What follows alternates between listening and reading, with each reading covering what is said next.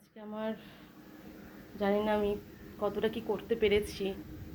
চেষ্টা করেছি বাবাকে সুন্দরভাবে বসানো আসনে।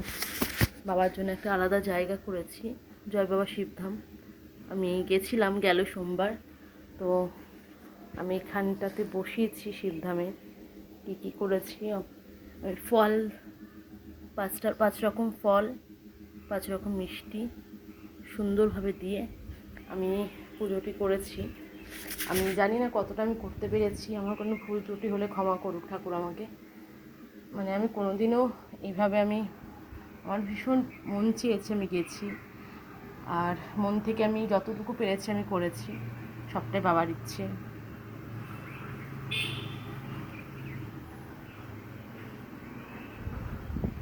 জয় বাবা শিবধাম, সব ভালো হবে আমার। তোমরাও যাও দমদমে।